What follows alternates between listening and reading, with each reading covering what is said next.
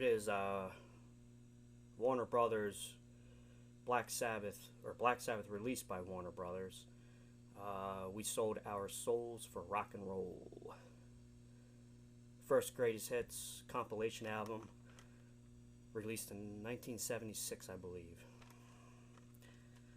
The little drum intro was the ending of Behind the Wall of Sleep, going into the bass guitar solo by Mr. Geezer or Terry Butler,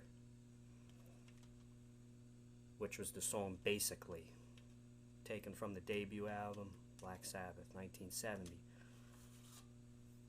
I like how on this compilation they added in the end of Wasp, Behind the Wall of Sleep, into N.I.B. According to my research, some fans thought the song stood for Nativity in Black, but there are rumors saying that that is incorrect.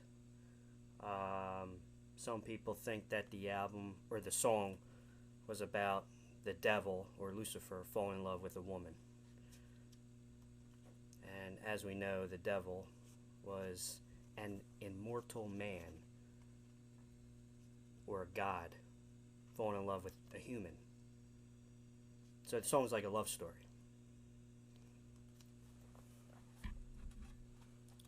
Also, according to Ozzy Osbourne, the song was also titled after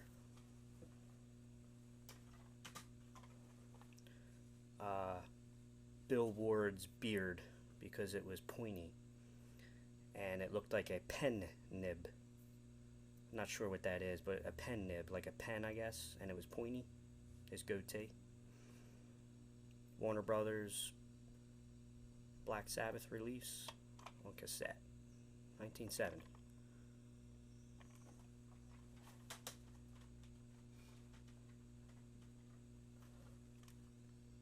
Debut.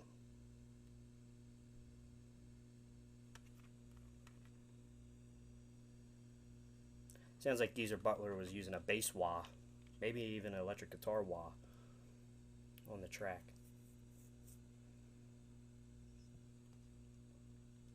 Just black, no inverted cross.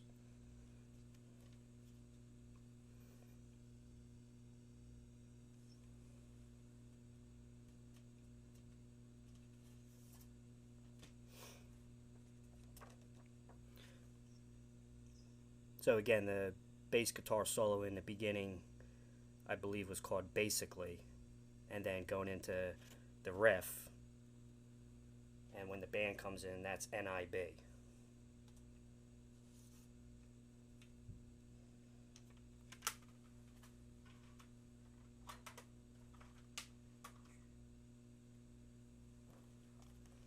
Warner Brothers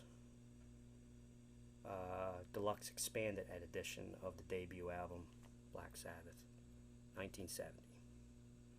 Gotta get it all in the take. Has all the outtakes, studio outtakes, mistakes, studio chattering in the background. Pretty cool. I got this down in Philadelphia. It's the Mill House. Early Sabbath photo. Graveyard.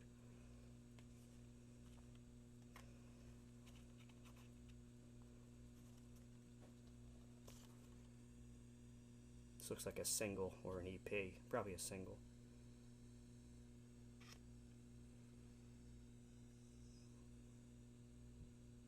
That's like 1970 right there. Maybe 71, that photo.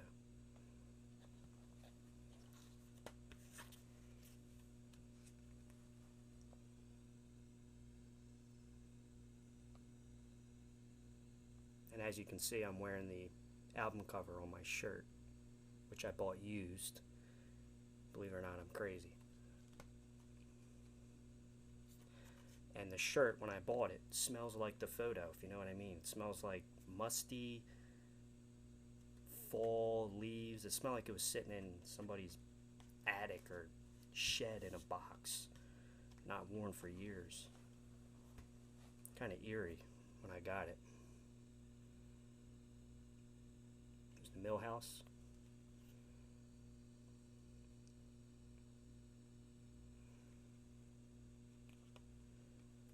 again, when I do these covers, it's supposed to be improv in the style of, for example, on this project, we're doing it in the style of Bill Ward. So the improv, you know, there are going to be some mistakes in there that I do. Also some mistakes on the original recordings too, if you listen to this album. Album was recorded in 12 hours live in the studio. They all set up, they were all at their stations, had the tapes rolling, and they just went for it. So that's kind of like what I'm trying to go for, more of like a live setting. If there's like minor mistakes, you know, it's not supposed to be note for note, just in that vibe, that live Sabbath Bill Ward vibe and feel, I think makes the video come out really nice.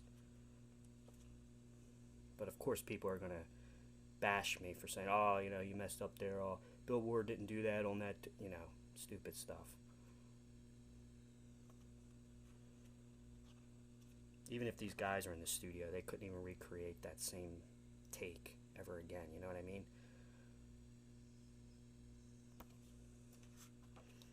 This photo again is in Regent Studios, 1970 in the UK, London.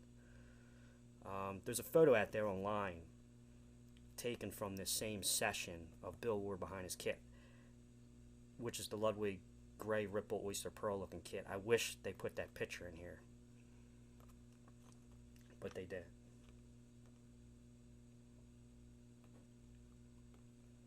Single, some kind of Asian cover looking single.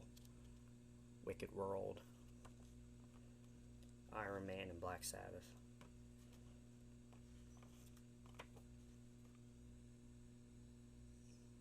Regent Studios, Ozzy behind the piano.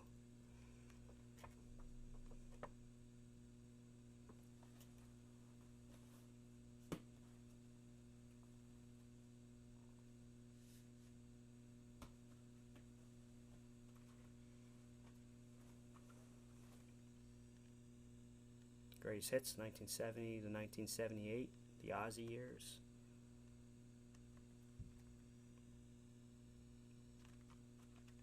There's a really cool picture in here of the kit that was used on that track and on the debut.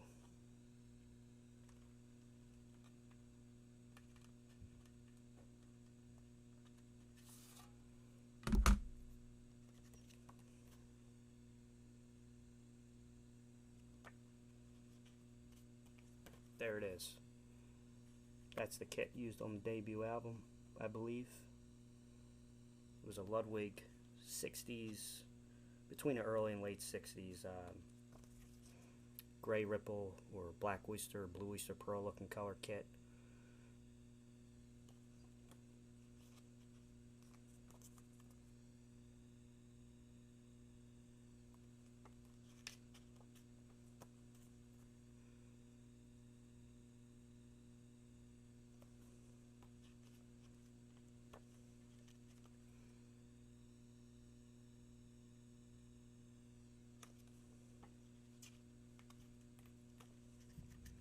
(1978), I believe that photo was.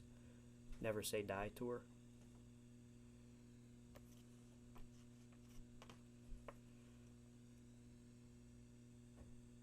All the Ozzy year albums in the 70s. Debut.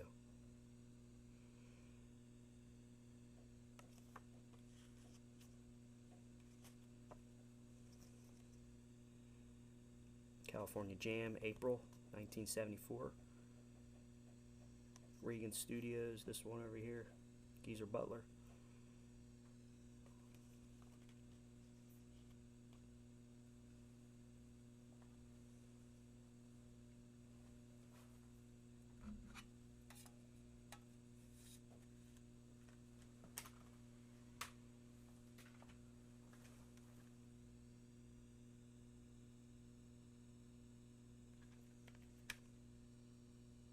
First Black Sabbath album I've ever bought.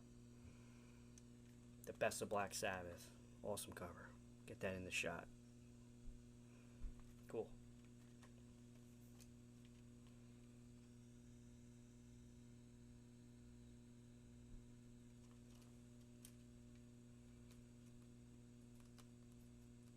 I was listening to the track before I recorded it, and I'm probably wrong on this, but the bass drum is very busy, and it almost sounds like there's a double bass drum in there, but I highly doubt he was using a double bass drum on the first album. I just think it was that Ludwig Speed King, just a lot of rebound, and he was just Bill was using it very heavy. I am also using a Ludwig Speed King as well.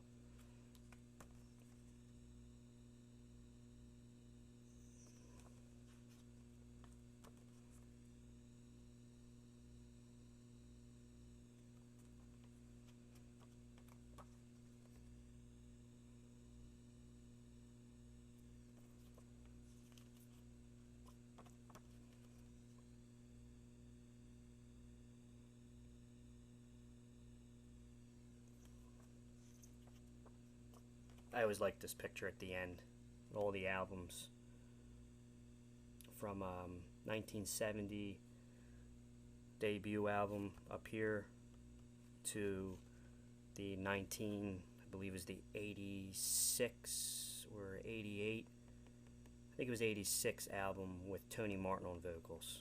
1986, between 86 or 86 or 88 this one came out. Eternal Idol with Tony Martin on vocals.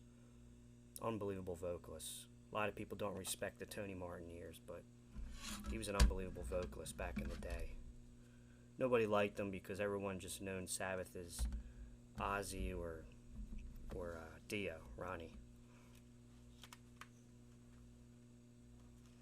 Another cool picture here, by the way.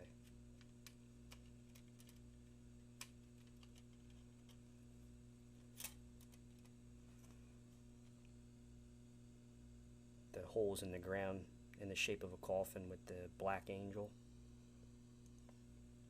By the way, the Black Sabbath angel, the black angel, was actually, that logo was stolen from something that Black Sabbath did not own, and they just saw it and they said, we like that, we're going to use it. So they copyrighted, or they stole it, plagiarized it.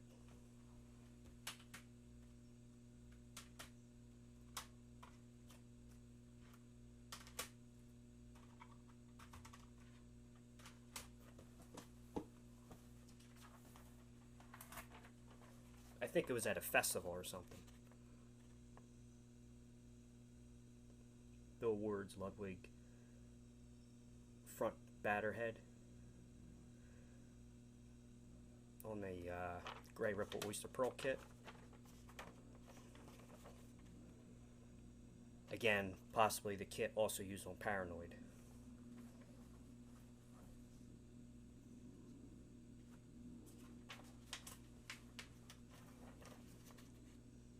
This is the Slingerland kit. I think that came a little bit after the debut. But for the longest time I was convinced it was the Slingerland White Marine Pearl looking color kit on the album, but I don't think it was.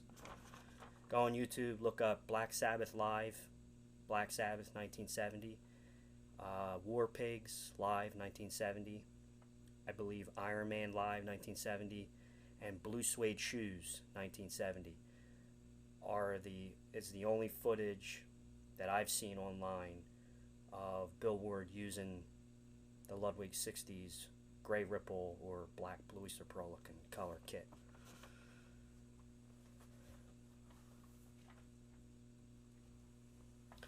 Sometimes Bill had a bass drum head, batter head on the front, and sometimes he took it off. I guess it depends.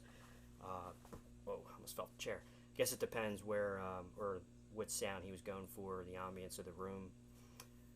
Who knows in the studio if he had the front batter head on or off. I don't know. Wish I was there. Anyway, thanks for watching the videos, and stay safe. Thanks, guys.